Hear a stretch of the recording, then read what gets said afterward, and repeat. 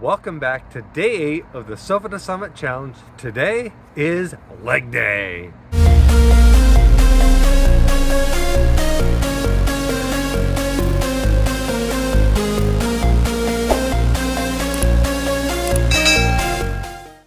Can you believe we are already on week 2? Congratulate yourself. That is a huge accomplishment to make it back.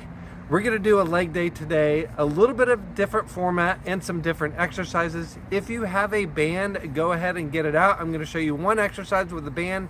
If you don't have one, no worries, you don't absolutely need it. Okay, the format's gonna be a little bit different. We're still gonna be doing intervals. We're still gonna work for 30 seconds, but this time we're only gonna rest 15 seconds in between exercises. As always, it's your journey. So if you need to stick to the 30 seconds of work, 30 seconds of rest that we did in week 1, that is perfectly okay. I'm gonna show you 30, 15. Rest is a little bit shorter. That means it's gonna be a little bit more intense. Let's get started. Go ahead and do a good warm up. I'm doing some marches with a twist. Follow that up by some squats. Going right into some step-ups on the curb and some incline push-ups. And finishing my warm-up with a split squat using a bench for balance. As always, check with your physician before starting any exercise program. Here are the exercises that we're doing: band squats, walking lunge, single leg glute bridge, single leg step down, a 30-15 interval format for 3 rounds. The first exercise is a squat with a band. I'm going to show you examples of a few different bands and then give some suggestions on what to do if you don't have a band. The band adds some resistance, which makes it a little more difficult than just a regular squat, which we did in week 1. This particular band comes across my shoulder, got my feet about shoulder width apart here, sitting back on my heels, coming back up. Okay, this is a different type of band, but it works just the same way. Both feet are on the band, about shoulder width apart. My hands are at my shoulders. This particular band has handles. Okay, this band is just a loop. So I've got this looped around my thighs, just above the knees. But same thing, it adds resistance, makes this a little bit harder. Stay tuned. In a couple seconds, you'll see a little blooper here. This band was probably about 15 years old, so I actually predicted that it was going to break. Now, if you don't have a band, you can always just do a regular squat, but if you do want to add some intensity this week without a band, you could do a squat jump. It's just how it sounds, a regular squat, and then come up into a jump.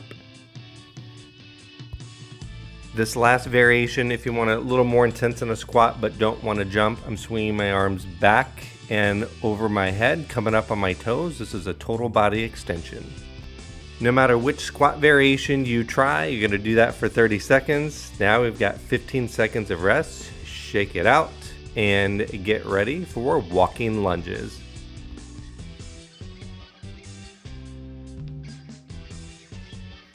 Okay, now we're going into a walking lunge where you step forward with your right leg, bend that right knee, go down into a lunge, and then without moving the right leg, move your left foot forward and repeat the same movement. This is a little bit more difficult than that split squat we did in week 1. Your balance is a little bit more challenged here in the walking lunge. Perform this movement for 30 seconds. After you finish the walking lunge, rest for 15 seconds, then get ready for the single leg glute bridge.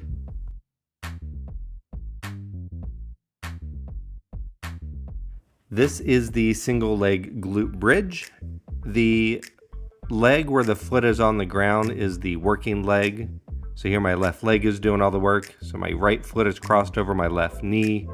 Alternatively, you can keep that right leg up in the air. I want to push through my heel, lift that left glute up, pause at the top, squeeze, and bring it back down. We're going to do 30 seconds on one leg, rest for 15 seconds, and 30 seconds on the opposite leg. Go ahead and take 15 seconds of rest and get ready to do the other leg.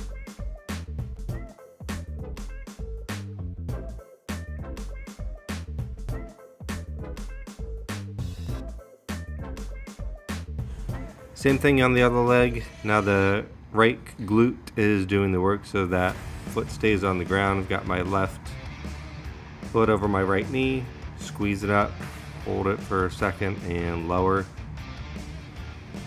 Again, you can leave that left leg in the air if you'd like. We'll do this for 30 seconds.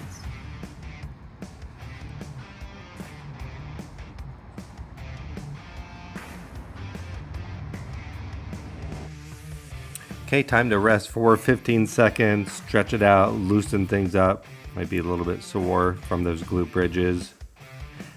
Getting ready for our last exercise, which is the single leg step down.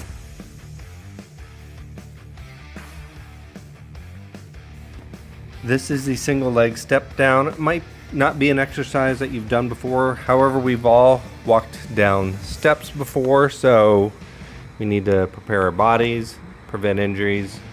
So here I'm just using a curb, simply starting with both feet on the curb, stepping down with my left leg, and then pushing back up to that starting position. Gonna do this for 30 seconds, and then rest, and then 30 seconds on the other side. Okay, go ahead and shake it out, rest for 15 seconds, and get ready to do the opposite side.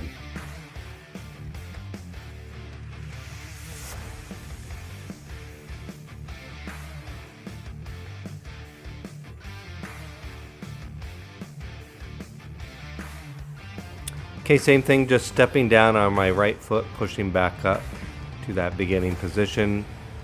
You don't have to use a curb to do this. You could use an aerobic step. I thought that bench behind me was a little bit too tall, so don't want this too large of a step. Now stick around because I'm going to tell you exactly the importance of this exercise for not only hiking down a mountain, but for everyday life to help keep these muscles around the knee strong to prevent injuries.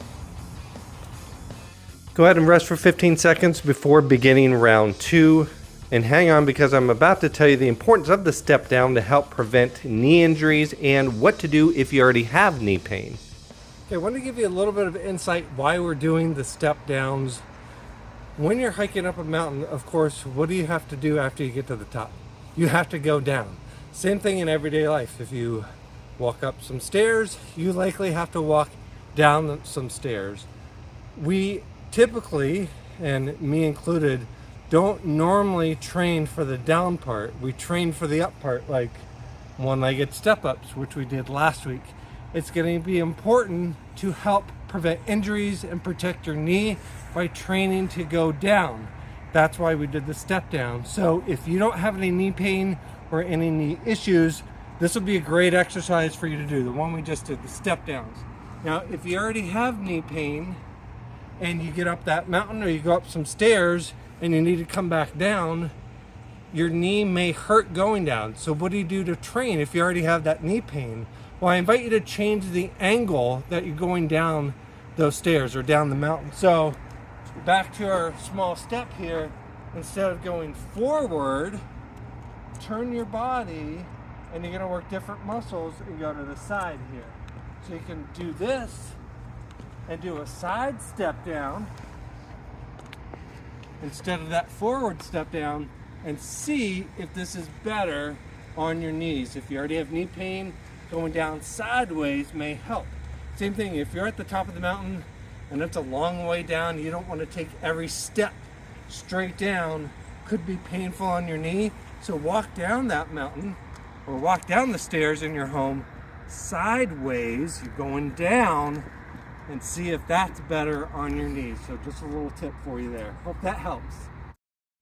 Here's the entire workout. Once again, remember we've got these 4 exercises. Gonna do them in a 30-15 fashion. Work for 30, rest for 15 for 3 rounds. As always, it's your journey, so adjust this as necessary. Great job. You have finished day 8, leg day. How are you feeling? My legs are jelly. They feel great. Go ahead and post a comment below this video. Let us know how you did, and we'll see you tomorrow for day 9.